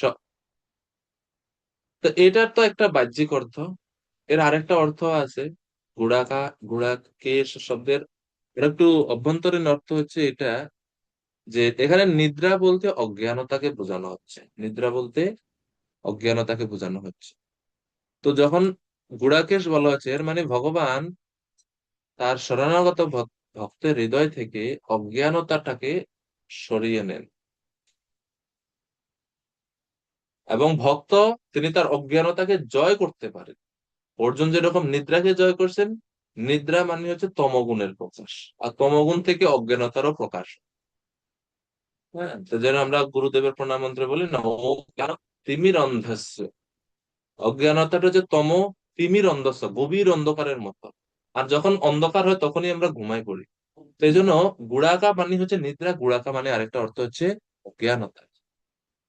তো অর্জুন তার অজ্ঞানতাকে জয় করতে পেরেছে, এই জন্য অর্জুনকে বলা হচ্ছে গুড়াকেশ। তাহলে অর্জুন যদি অজ্ঞানতাকে জয় করতে পারেন, তাহলে অর্জুনের কি মোহিত হওয়া সম্ভব? সম্ভব না। তাহলে এখানে অর্জুন যে মোহিত হচ্ছেন, সেটা কেন হচ্ছেন? তাহলে সহজে আমরা বুঝতে পারি এটা ভগবানের ইচ্ছাতেই ভগবানই অর্জুনকে এখানে মোহিত করছে, ঠিক না? তো ভক্ত মানেই হচ্ছেন তিনি অবশ্যই এই অজ্ঞানতা, এই তমগুণকে অতিক্রম করার চেষ্টা করবেন। সগুণান সমতিত্বেতান ব্রহ্ম ভূয়ায় কল্পতে, ভগবত গীতা ভগবান বলছেন। আর শিল প্রভুপাদ তাৎপর্য বলছেন কিভাবে আমরা অজ্ঞানতাকে দূর করতে পারি। অজ্ঞানতা হচ্ছে জীবের এই জড়জগতে বন্ধন হওয়ার সবথেকে আদি কারণ। শ্রীমদ্ ভাগবতমে বলা হচ্ছে অবিদ্যা কাম কর্মভি। আমরা প্রথমে অবিদ্যা দ্বারা আচ্ছাদিত হই। যখনই আমরা অবিদ্যার দ্বারা আচ্ছাদিত হই, আমাদের চেতনা অবিদ্যা দ্বারা আচ্ছাদিত হয়, তখনই আমাদের জীবনে বা আমাদের হৃদয়ে ভোগ করার বাসনা আসে। এই জন্য হচ্ছে অবিদ্যা, এরপর হচ্ছে কাম। কাম মানে হচ্ছে বাসনা আসে। কিসের জন্য বাসনা আসে? ভোগ করার জন্য বাসনা আসে। অবিদ্যা কাম। আর যখনই বাসনা আসে তখন আমরা জড় কর্মগুলো করি ইন্দ্রিয় তৃপ্তির জন্য, কর্মভি। এবং কর্মের করার ফলে ফলের বন্ধনে আবদ্ধ হয়ে পারপিচুয়ালি এই জড় জগতে আমরা ঘুরতেছি, জন্ম মৃত্যু চক্রে আবর্তিত হচ্ছে। তো সেজন্য আদি কারণটা কি? দুঃখের অনেক কারণ থাকতে পারে, ইমিডিয়েট কজ থাকতে পারে, যে ওই মুখ ব্যক্তি আমার একটা তুফান আসছে, বা ওই একটা প্রাণী আমাকে কামড়াই দিচ্ছে, বা দৈব বৃষ্টি হচ্ছে, ভূমিকম্প হচ্ছে, আমরা কষ্ট পাচ্ছি। এগুলো হচ্ছে সব গৌণ কারণ বা আপাতত কারণ, দৃশ্যমান কারণ। অদৃশ্যমান কারণ কোনটি? মূল কারণ কোনটা? গোড়া কোন জায়গায়? গোড়া হচ্ছে ওই অবিদ্যা। আর অবিদ্যাই হচ্ছে এখানে অজ্ঞানতা। অবিদ্যা মানে কি? আমি কৃষ্ণ দাস এটা ভুলে যাওয়াই হচ্ছে অবিদ্যা। চিন্ময় স্বরূপ ভুলে যাওয়াই হচ্ছে অবিদ্যা। তা দূর করার উপায় কি? ভগবানের নাম আদি স্মরণ করা, ভগবানের ভক্তি যোগে যুক্ত হওয়া, তীব্রভাব সর্বদা কৃষ্ণ চিন্তায় মগ্ন থাকার মাধ্যমে নিদ্রা এবং অজ্ঞানতা জয় করা যায়। এটাকেই বলা হয় কৃষ্ণ ভাবনা, এটাকেই বলা হয় সমাধি। এবং এর প্রমাণ আমরা দেখি রূপ গোস্বামী, তিনি আহ উপদেশামৃত গ্রন্থ, আপনার উপদেশামৃত হয়ে গেছেন? উপদেশামৃত পড়ে হয়ে গেছে আপনাদের? হয়ে গেছে, আচ্ছা। উপদেশামৃতের 7 নম্বর শ্লোকটা কেউ বলতে পারবেন নি? 7 নম্বর শ্লোকটা কারো মুখস্থ আছে নি? অবশ্য মুখস্থ নাই, মানে ভক্তিশাস্ত্রের শিডিউলে নাই এটা 7 নম্বর শ্লোক মুখস্থ, তারপরে জিজ্ঞেস করছি কেউ পারেন কিনা।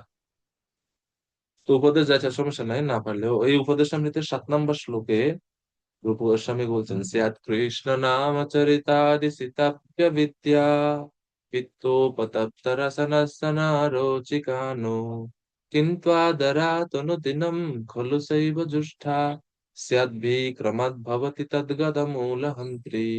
এই শ্লোকের অর্থ একটু ভালো করে পড়ে দেখবেন। সেখানে বলা হচ্ছে কৃষ্ণ নাম আদি সীতা অর্থাৎ মিষ্টির মতো, কিন্তু অবিদ্যা পিত্ত উপতপ্ত রসনস্য নরজিকানো, এই অবিদ্যা নামক জন্ডিস রোগের দ্বারা আক্রান্ত হওয়ার কারণে এই ভগবানের নাম, যেটা মধুর নাম, সে মধুর নাম এখন তিতা লাগে। মধুরা মধুরম এতৎ মঙ্গলম মঙ্গলানাম।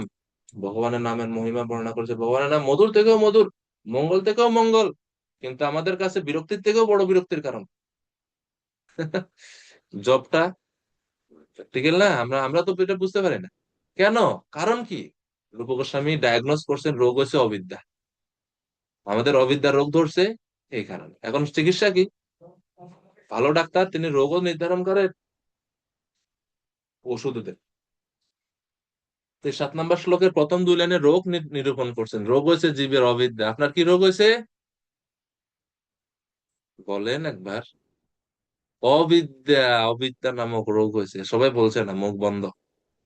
আচ্ছা, যাই হোক, অবিদ্যা নামক রোগ থেকে এখন মুক্তির উপায় কি? পরের 2 লাইনে তিনি মুক্তির উপায় বলছেন, ঔষধ দিচ্ছেন, কিন্তু আদরাত অনুদিনম, এই দুইটা হচ্ছে ওষুধ।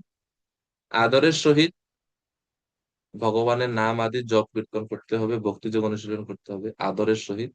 আর 2 হচ্ছে অনুদিনম, অনুদিনম মানে হচ্ছে প্রতিদিন অপ্রতিহত ভাবে ভক্তিযোগ যেন আমাদের হয়ে থাকে। এর ফলে ধীরে ধীরে আমরা আমাদের রুচি আবার ফিরে পাবো, সেটা এখানে বলতে শিল প্রভুপাদ তাৎপর্য সেই একই বিষয় এখানে বলছে।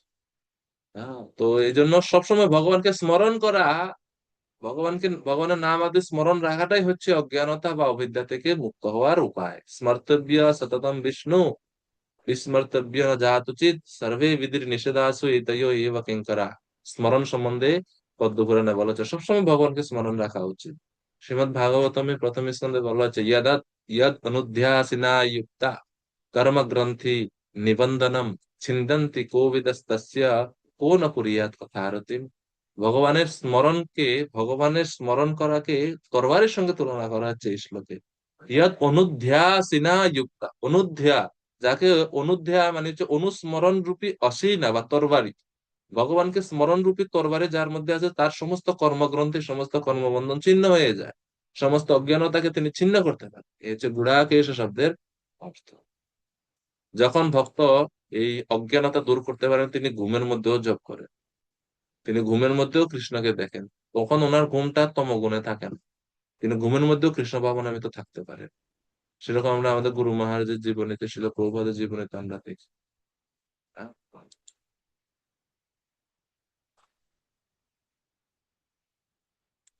তো এই জন্য এই শ্লোকে খুব সুন্দর একটা কম্পারিজন আছে যে যখন আমরা গুড়াকেশ হতে পারবো, তখন কৃষ্ণ আমাদের জন্য ঋষিকেশ হবে।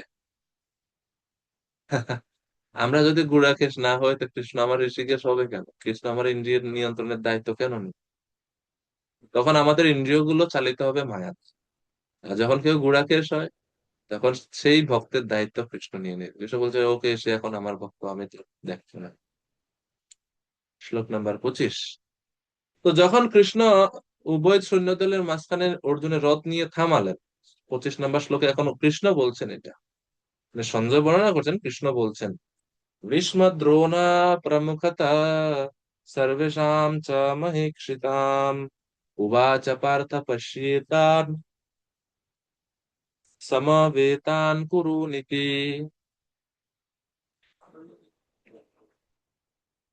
হে পার্থ, উবাচ পার্থ, ভগবান পার্থ অর্জুনকে সম্বোধন করে বলছে, পার্থ, অর্জুন দেখো, সমবেতান, সমবেত সমস্ত কৌরবদের দেখো। এখানে একটা, এই যে কৃষ্ণ অর্জুনকে যে দেখাচ্ছে, তো আচার্যরা বলছে এভাবে হাত দিয়ে দেখাইতেছে। এই যে ভীষ্ম, এই যে দ্রোণ, এই যে আরো সমস্ত রাজারা, এই যে দেখতে পাচ্ছ, অর্জুন দেখছো, এই যে কৌরব পক্ষ, সবাইকে দেখছো তো, এই যে হাত দিয়ে দেখালেন ভগবান, ইশারা করে দেখালেন, এই যে সবাইকে দেখো। এই দেখানোর দ্বারা দুইটা ঘটনা ঘটে গেছে অলরেডি। প্রথমত, কৃষ্ণ এই ইঙ্গিত করার মাধ্যমে আঙ্গুল দ্বারা তাদের দেখো ভালো করে, এই এইভাবে অর্জুনকে দেখানোর জন্য কৃষ্ণ তো তাদেরকে দেখতেছে। আর বলা হচ্ছে, আচার্য বলছে, এই যে কৃষ্ণ দেখলেন সমস্ত কৌরবদেরকে এক নজরে, এই দর্শন করার মাধ্যমে তাদের সকলের আয়ু তিনি হরণ করে নিয়ে নিছেন। শেষ।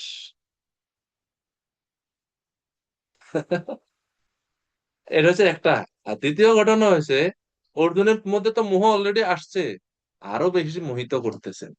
দেখো ভীষ্মদেব, দেখো দ্রোণাচার্য, বিশেষ করে এই দুইজনের রথের সামনে এসে রথটা, এই অর্জুনের রথটা কৃষ্ণ থামাইছে, কারণ এই দুজনের দেখলে মোহটা আরো বেশি গাঢ় হবে, আরো বেশি গাঢ় হবে অর্জুনের মোহটা। কেননা এই দুজনের প্রতি অর্জুন বেশি দুর্বল। কৌরব পক্ষে অনেক সৈন্যরা আছে, কিন্তু এই দুজনের প্রতি অর্জুনের দুর্বলতা সবচেয়ে বেশি। কারণ এই দুজন যদিও কৌরব পক্ষে আছে, কিন্তু তাদের মনটা পাণ্ডবের দিকে। শারীরিক ভাবে আছেন ওনারা কৌরব পক্ষে, কিন্তু তাদের মন, তাদের সাপোর্ট, মেন্টালি তারা কিন্তু পাণ্ডবদের ভালোবাসে। আর এটা অর্জুনও জানে। আর এই জন্য অর্জুন যখন দেখবে তার আত্মীয়, তার গুরু, তার পিতামহ, তখন অর্জুনের মোহটা আরো বেশি হবে, তীব্র হবে। সেই কারণে কৃষ্ণ হাত দিয়ে দেখা যায়, ওই যে দেখো ভীষ্ম, আরো অনেক সৈন্যরা আছে, কিন্তু নাম বলছে কৃষ্ণ দুইজনের, ভীষ্ম, দ্রোণ প্রমুখ হতে, এবং আরো যারা সৈন্যরা আছে সবাইকে তুমি দেখ। তো এই দেখার মাধ্যমে দুইটা কাজ কৃষ্ণ অলরেডি করে দিছে। এক হচ্ছে তাদের আয়ু হরণ করে নিয়ে গেলেন, আর হচ্ছে অর্জুনের মোহটাকে আরো গাঢ় করলেন। তো এখন দেখবেন এর ইমিডিয়েটলি, মানে এর পরের শ্লোকগুলোতে দেখবেন অর্জুন এখন কান্নাকাটি শুরু করে দিচ্ছে। তো কেন অর্জুনকে পার্থ বলা হচ্ছে, শিল প্রভুপাদ তাৎপর্য ব্যাখ্যা করছেন, পৃথার পুত্র, এই জন্য অর্জুনকে বলা হচ্ছে পার্থ। অর্জুন কৃষ্ণের পিসি, পৃথার বোন। তো সম্পর্কের দিক থেকে অর্জুন কৃষ্ণের ভাই হন। এভাবে কৃষ্ণ বুঝাতে চাইছেন যে অর্জুন তার পিসি বা কুন্তি পুত্র বলেই অর্জুনের রথের সারথি রূপে এখন কৃষ্ণ আসছে।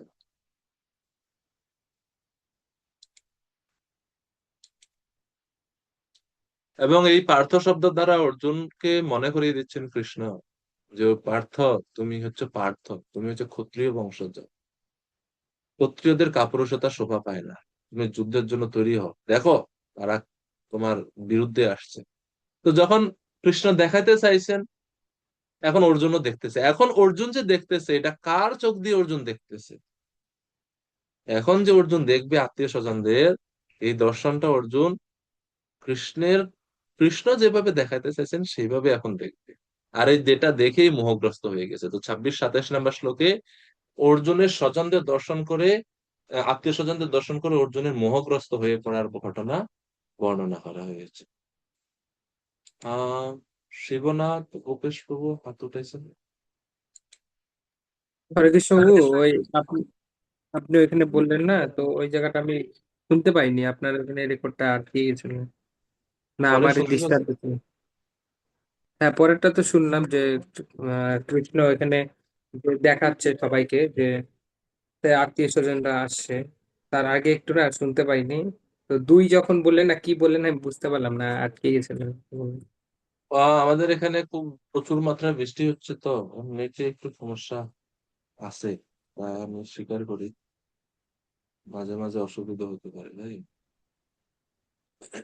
তো ওইখানে আমি দুইটা কারণ বলছি, যে এই যে ভগবান আঙ্গুল দিয়ে দেখাচ্ছে অর্জুনকে যে তুমি এই দ্রোণ, ভীষ্ম, দ্রোণ এদেরকে দেখো, এর মাধ্যমে ভগবান কৌরবপক্ষের সৈন্যদের সকলের আয়ু হরণ করে নিলেন।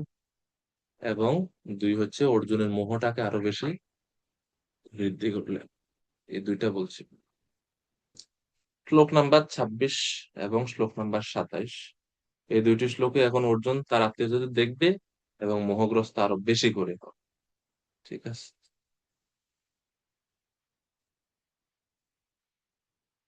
আশ্রিত জগন্নাথ প্রভু এই দুইটি 26 এবং 27 নম্বর শ্লোকের অনুবাদ করবেন কৃপা করে। 26-27 দুইটি শ্লোকের অনুবাদ।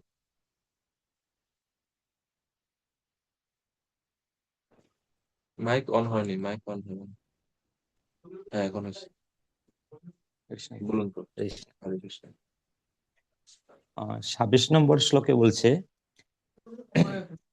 সেখানে অর্জুন উভয় পক্ষের সেনাদলের মধ্যে পিতৃব্য, পিতামহ, আচার্য, মাতুল, ভ্রাতাপুত্র, পৌত্র, শ্বশুর, মিত্র ও শুভাকাঙ্ক্ষীদের উপস্থিতি দেখতে পেলেন।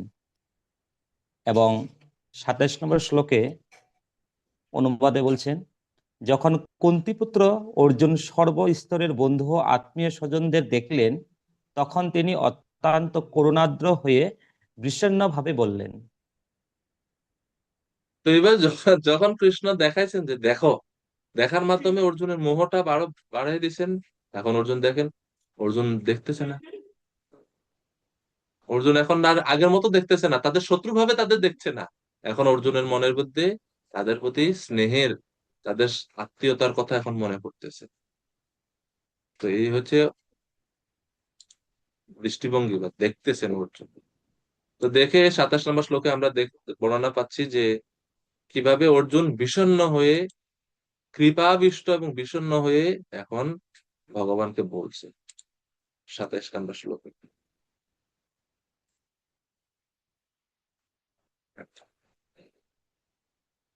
এখন 28 থেকে 46 নম্বর শ্লোক, গীতার প্রথম অধ্যায়ের সর্বশেষ সেকশন, 28 থেকে 46 নম্বর শ্লোক। এই শ্লোকগুলোতে আমরা এই যে অর্জুনের বলা শুরু হয়েছে, অর্জুন এখন একটা দুইটা করে করে আহ যুদ্ধ করবে না বলে, আত্মীয় স্বজনদেরকে মারতে পারবে না বলে মোহগ্রস্ত হয়ে গেছে। তো আত্মীয়দেরকে আমি মারতে পারবো না, এই কারণে মোট 5টি যুক্তি আমরা দেখবো। তার মধ্যে 4টা আছে প্রথম অধ্যায়ে, আর একটা আছে মূলত দ্বিতীয় অধ্যায়ে। সেই 4টা আহ যুদ্ধ না করার 4টি কারণের কথা এখন 28 নম্বর শ্লোক থেকে অর্জুন বলবেন। তো শ্লোক নাম্বার 28 থেকে 30 পর্যন্ত প্রথম যুক্তি অর্জুন প্রদর্শন করছেন। প্রথম যুক্তিটা কি? আত্মীয় স্বজনদের প্রতি করুণা।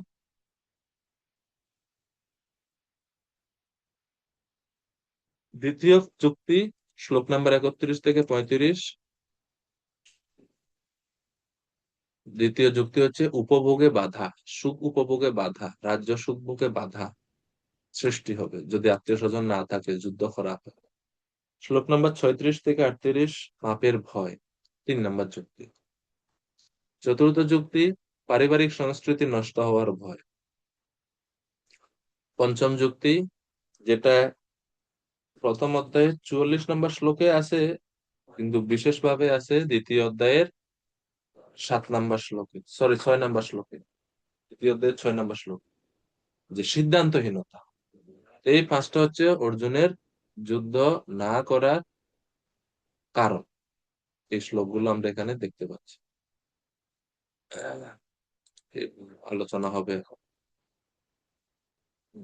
এখান থেকে আপনারা একটা স্ক্রিনশট রাখতে পারেন, দেখতে পাচ্ছেন এগুলো হচ্ছে যে একটা প্রথম, এই যে প্রথম যুক্তি এটা 28 থেকে 30, দ্বিতীয় যুক্তি উপভোগের বাধা, 3 নম্বর যুক্তি পাপের প্রতিক্রিয়ার ভয়, যে আত্মীয় স্বজনদের মারলে তো পাপ হবে, তো এগুলো যুক্তি দেখাবে। এবং এই শ্লোকগুলো হচ্ছে এখানে বর্ণনা আছে সুন্দর। লিখতেছেন যারা লিখতে পারেন লিখে রাখতে পারেন, অথবা স্ক্রিনশট দিয়ে রাখতে পারেন, ঠিক আছে। তো শ্লোক নাম্বার 28 থেকে এখন 28 থেকে 30 প্রথম যুক্তি অর্জুন প্রেজেন্ট করবেন কৃষ্ণের কাছে।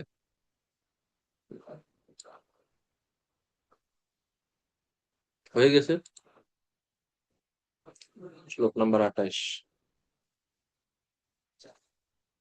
অর্জুন বাচ, দৃष्ट्वेमं स्वजनं কৃষ্ণ युयुत्सुं समुपस्थितां, সিদন্তি মম গাত্রাণি মুখম চ পরিশুষ্যতি। শ্রী চৈতন্য করুণাময় প্রভু কৃপা করে অনুবাদ করবো।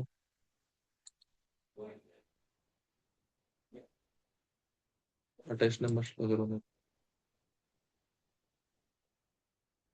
মাইক অন করুন প্রভু, কৃপা করুন। হরে কৃষ্ণ। হরে কৃষ্ণ। অর্জুন বললেন, হে প্রিয়বর কৃষ্ণ, আমার সমস্ত বন্ধু বান্ধব ও আত্মীয় স্বজনদের এমনভাবে যুদ্ধবিলাসী হয়ে আমার সামনে অবস্থান করতে দেখে আমার অঙ্গ প্রত্যঙ্গ অভ্যস হচ্ছে এবং মুখ শুষ্ক হয়ে উঠছে। 29টা পড়বো প্রভুজি? না না না না, এক কাজ করেন 30 পর্যন্ত পড়ে নেন প্রভু। আচ্ছা। 29, 30।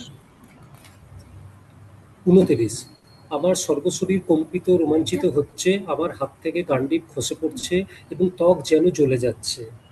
শ্লোক নম্বর 30, হে কেশব, আমি এখন আর স্থির থাকতে পারছি না, আমি আত্মবিস্মৃতি হচ্ছি এবং আমার চিত্ত উদ্ভ্রান্ত হচ্ছে। হে কেশী দানবহন্তা শ্রীকৃষ্ণ, আমি কেবল অমঙ্গল সূচক লক্ষণ সমূহ দর্শন করছি। ধন্যবাদ প্রভু। 23, 28 থেকে 30 নম্বর শ্লোকে আমরা প্রথম যুক্তিটা অর্জুনের দেখতে পেলাম। সেই যুক্তিটা হচ্ছে এক কথা যদি বলি সহানুভূতি বা দয়া বা করুণা আত্মীয় স্বজনদের। এখন আত্মীয় স্বজনদের প্রতি করুণা দেখানো তো ভালো, ভালো না? কিন্তু দয়া বা করুণাটা যখন ভুল জায়গায় দেখানো হয় তখন সেটা খারাপ। দয়া গুণটা ভালো, কিন্তু মিসপ্লেসড কম্পাশন ইজ নট গুড। যদি দয়াটা, কম্পাশন, এই গুণটা যদি ভুল জায়গায় অর্পণ করা হয় তাহলে এটা বিনাশ ডেকে নিয়ে আসে। যেরকম আমরা শাস্ত্রেতে একটা দৃষ্টান্ত পাই।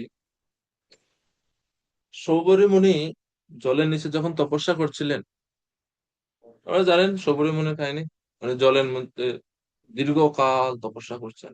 কারা কারা জানেন সৌবরী ঋষির কাহিনীটা? জলের নিচে তপস্যা করছেন। যখন তপস্যা করছেন জলের নিচে, যেহেতু জলের নিচে উনি থাকেন, ঠিক আছে, তো জলের নিচে যেহেতু থাকেন, জলের মধ্যে যখন তিনি থাকেন, ওই জলে ওইখানে মাঝে মাঝে গরুর ব্রেকফাস্ট ডিনারের জন্য আসতো। গরুর দেবের খাবার খাবার তো ওই মাছ টাছ খাইত গরুর। তো মাঝে মাঝে যখন উনি আসতেন, গরুর দেব আসা মাত্রই মাছেদের মধ্যে একটা ভয় শুরু হয়ে যেত, ভয়। তারা ভয়ে এদিক ওদিক দৌড়াদৌড়ি করতো, যে কখন কারে ধরে কারে না। আর এটা সবরই মনে জলের নিচে থাকতো, তুমি যেটা দেখতে দেখে ওনার মনের মধ্যে একটা দয়া আসছে তার প্রতি, ওই মাছেদের প্রতি, যে আরে এই গরুরের কোনো কাম কাজ নাই, এ খালি কিছুক্ষণ পরপরই আসে মাছদেরকে ভয় দেখায়। তারা শান্তশিষ্ট জীব, জলের মধ্যে থাকে, কারো ক্ষতি করে না, আরে গরুর এসে তাদেরকে ডিস্টার্ব করে। তো তো অভিশাপ দিয়ে দিয়েছেন উনি করুণকে, এই আজকে থেকে তুমি আসতে পারবে না এখানে, আসলে মৃত্যুবরণ করবে, আজকে থেকে কোনো মাছ তুমি খেতে পারবে না। আরে বাপরে! তো আচার্যরা বলছে এই যে মাছেদের প্রতি যে দয়াটা উনি দেখালেন এখানে, এই দয়াটা ভালো দয়া হয়নি। কারণ এই দয়া দেখাতে গিয়ে উনি একজন মহা ভাগবতের চরণে অপরাধ করে বসলেন, অভিশাপ দিয়ে দিলেন একজন ভগবানের শুদ্ধ ভক্তকে, যেটা ওনার উচিত হয়নি। দয়া অন্যভাবে দেখাতে পারতেন, কিন্তু অপরাধ করে বসছেন, এটা হচ্ছে মিসপ্লেসড কম্প্যাশন। অর্জুনের এই যে দয়া, এ দয়া কৃষ্ণ সাপোর্ট করবে না। কৃষ্ণ গীতার মধ্যে কিন্তু পরে বলবেন দয়া প্রদর্শনের কথা, দয়া ভক্তদের একটা গুণ। কিন্তু এই অর্জুনের এই দয়া কৃষ্ণ অনুমোদন করছেন না, কেননা এই দয়াটা ছিল ভুল মনোভাব নিয়ে এবং ভুল জায়গায়। তাদের শরীরের প্রতি তিনি দয়া দেখাচ্ছেন, তোমার প্রতি বা চেতনার প্রতি নয়। তো তাৎপর্য প্রভুপাদ বর্ণনা করছেন, যিনি প্রকৃত ভগবত ভক্ত তার মধ্যে সমস্ত সদ্গুণ আছে। আর যেহেতু তার মধ্যে সমস্ত সদ্গুণ আছে, এই কারণে তিনি যারা ওনার প্রতি শত্রু ভাবাপন্ন তাদের প্রতিও তিনি দয়া প্রদর্শন করেন, যেটা অর্জুন এখানে দেখাচ্ছে। তো এক তাৎপর্য শিল প্রভুপাদ এই দয়া গুণের মহিমা বা প্রশংসা করছে। কিন্তু পরে আরেকটা তাৎপর্য প্রভুপাদই বলবেন, এটা হচ্ছে অজ্ঞানতার প্রকাশ। এই দয়াটা ঠিক হয়নি, কারণ এটা কৃষ্ণের ইচ্ছার বিপরীতের এই দয়া। তো যা কিছু ভগবানের ইচ্ছার বিপরীত, ভগবানের কথার বাইরে গিয়ে, সেগুলো আপাতত ভালো হইলেও খারাপ। মত নিমিত্তে কৃতম পাপম অপি ক্ষেমায় কল্পতে মাম অনাদৃত ধর্মপি পাপম স্যাৎ মৎ প্রভাবত। পুণ্যকর্ম ভালো, কিন্তু কেউ যদি ভগবানের আদেশে আপাত দৃষ্টিতে মনে হচ্ছে পাপ, সে পাপটাও করে, তাহলে সেটা পাপ হবে না, সেটা পুণ্যই হবে। আর কেউ যদি ভগবানকে অবজ্ঞা করে, অশ্রদ্ধা করে, বাদ দিয়ে আপাতত যেটা ধর্ম সেই ধর্ম আচরণ করে, কিন্তু ভগবানকে অবজ্ঞা করে করছে, সেই কারণে সেই তথাকথিত ধর্ম পাপে পরিণত হয়। তো এই জন্য অর্জুনের প্রশংসা করছেন এই তাৎপর্যে, কিন্তু পরের আর তাৎপর্যগুলোতে প্রভুপাদই বলবেন অর্জুনের এই এই যে দয়া করুণা, এটা ঠিক হয়নি। ভক্ত হিসেবে অর্জুন বা ভক্তরা দয়া প্রদর্শন করেন, কিন্তু এই ক্ষেত্রে অর্জুনের এই দয়াটা ঠিক না। তো এই তাৎপর্য থেকে আমরা আমরা আমাদের জীবনে, ব্যক্তিগত জীবনে প্রয়োগের জন্য ওই শিক্ষা পেতে পারি। শিল প্রভুপাদের শিক্ষা, প্রভুপাদ বলছেন যে ভক্ত মানে তিনি সবসময় বৈষম্য থেকে মুক্ত হবে। ধনী গরিব, উঁচু নিচু, শত্রু মিত্র, এই সমস্ত ভাবগুলো থেকে নিজেদেরকে ধীরে ধীরে ধীরে ধীরে আমাদের ঊর্ধ্বে উঠানো উচিত, এবং আমাদের হৃদয়টা হওয়া উচিত কোমল। শিল প্রভুপাদ তাৎপর্য বলছেন যে অর্জুনের এই ধরনের আচরণ তার দুর্বলতার প্রকাশ নয়, এটা হচ্ছে তার হৃদয়ের কোমলতার প্রকাশ। ভগবানের ভক্ত করুণার সিন্ধু, অপরের দুঃখে তার অন্তর কাঁদে। তাই শুদ্ধ ভক্ত অর্জুন বীরশ্রেষ্ঠ হলেও তার অন্তরের কোমলতার পরিচয় আমরা এখানে পাই। এবং শ্রীমদ্ ভাগবতমে পঞ্চম স্কন্ধে 18 অধ্যায়ে বলা হয়েছে যে যিনি ভগবানের ভক্ত তার মধ্যে সমস্ত দৈবিক গুণাবলী ধীরে ধীরে প্রকাশিত হতে শুরু করে। ঠিক আছে? তো অর্জুনের এই যে সহানুভূতি বা দয়া দেখাচ্ছে, এর ফলে তার শরীরে কিছু লক্ষণ প্রকাশিত হচ্ছে। 29 এবং 30 নম্বরে এটা বলা হচ্ছে। 29 নম্বর শ্লোকে এবং 30 নম্বর শ্লোকে অর্জুনের প্রথম শারীরিক লক্ষণ, দয়া থেকে শারীরিক বিকার, লক্ষণ বলতে বিকার বলতে পারি আমরা। বিকারটা কি? প্রথমত 1 নম্বর হচ্ছে বেপতুশ্চ শরীরে মেয়ে, আমার শরীর কম্পিত হচ্ছে। রোমহর্ষশ্চ জায়তে, 2 শরীর রোমাঞ্চিত হচ্ছে। 3 হাত থেকে গান্ডীব খসে পড়ছে। 4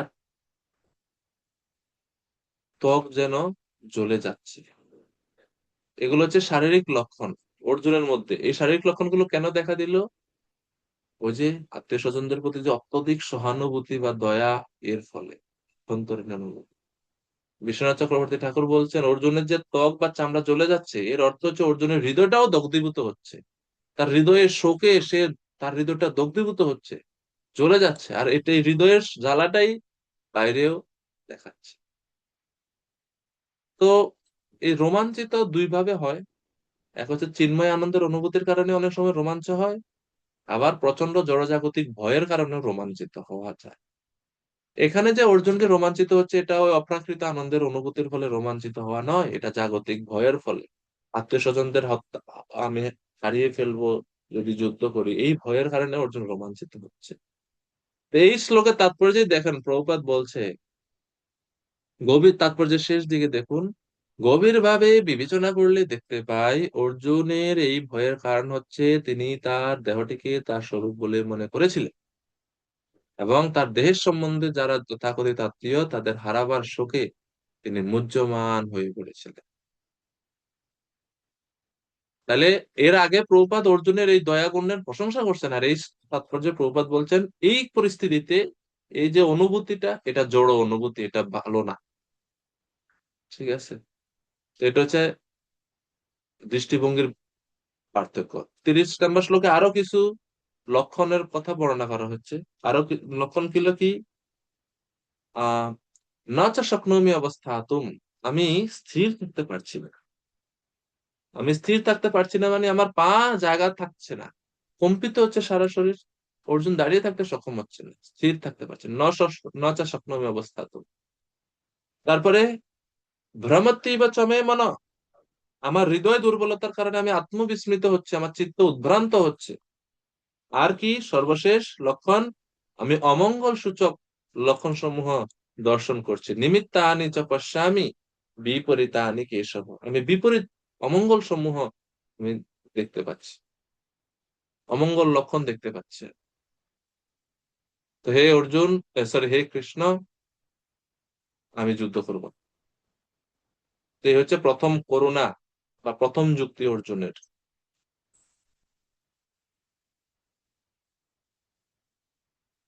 এরপরে পরের 36 নম্বর শ্লোক থেকে 35 নম্বর শ্লোকে দ্বিতীয় যুক্তি দেওয়া হচ্ছে।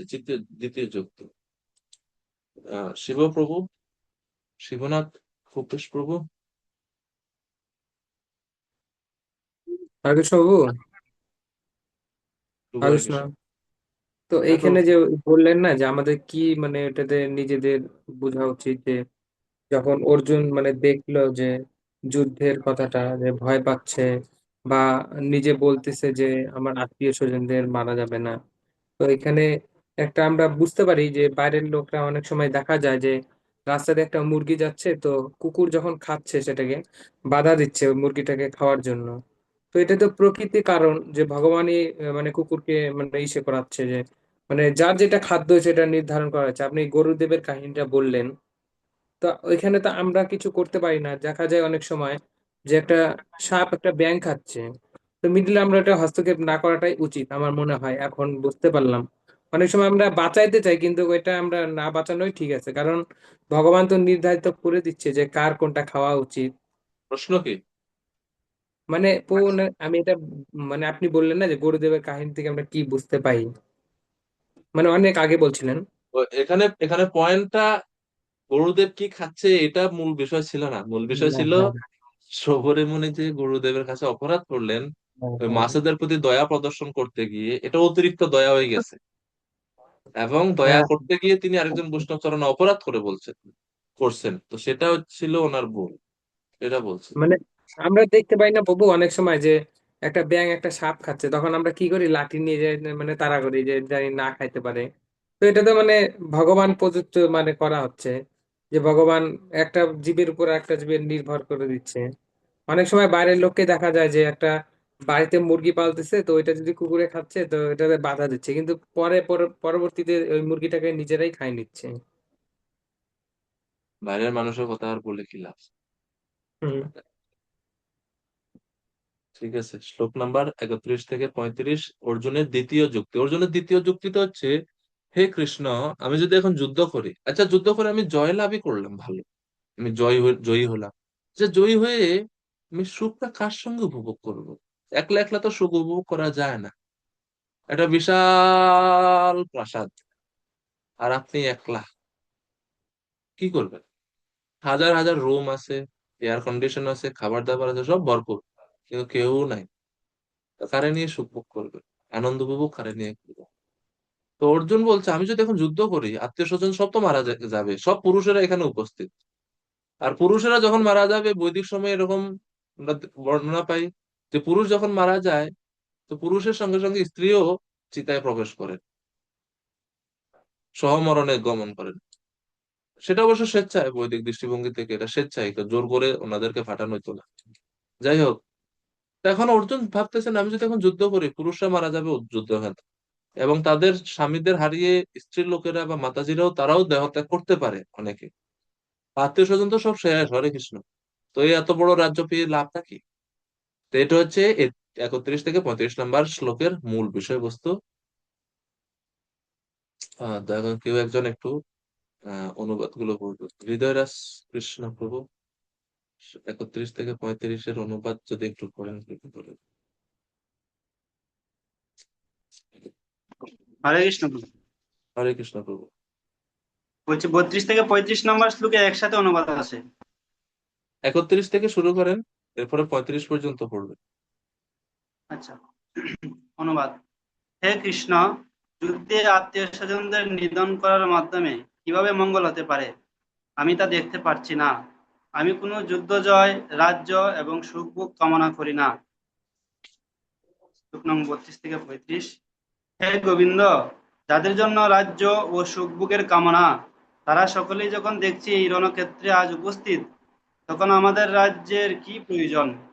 সুখভোগ বা জীবন ধারণেই বা কি প্রয়োজন? হে মধুসূদন, যখন আচার্য, পিতৃব্য, পুত্র, পিতামহ, মাতুল, শ্বশুর, পুত্র, শালক ও আত্মীয় স্বজন সকলেই প্রাণ ও ধনাদি আশা পরিত্যাগ করে আমার সামনে যুদ্ধে উপস্থিত হয়েছেন, তখন আমি তাদের হত্যা করতে চাইব কেন? এমনকি তারা যদি আমাকে বধও করেন। হে জনার্দন, এ জগতের কি কথা, এমনকি ত্রিভুবনের বিনিময়েও আমি যুদ্ধ করতে প্রস্তুত নই। ধৃতরাষ্ট্রের পুত্রদের হত্যা করে আমরা কি সন্তোষই বা লাভ করব? ধন্যবাদ প্রভুজি। তো এই শ্লোকগুলোর মধ্যে দিয়ে আমরা অর্জুনের ওই যে উপভোগের বাধা, যে আত্মীয় স্বজন যদি সব মারা যায়, কই মায়া কাদের সঙ্গে আমি সুখভোগ করব, কাদের সঙ্গে আনন্দ উপভোগ করবো, এই হচ্ছে বিষয়। তো শিল প্রভুপাদ 31 নম্বর শ্লোকের তাৎপর্যে খুব গুরুত্বপূর্ণ ভাবে বলছেন যে এখান থেকে বা এই শ্লোক, এই কথাগুলো থেকে আমরা দেখতে পাই অর্জুন কিভাবে তার জীবন দর্শন সম্বন্ধে অজ্ঞতা প্রকাশ করছেন। সে যুদ্ধ করতে চাচ্ছে না।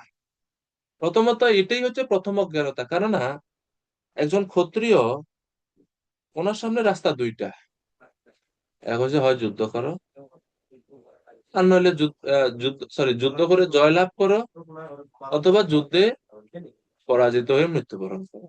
3 নম্বর কোনো অপশন কোনো ক্ষত্রিয়র কাছে নাই।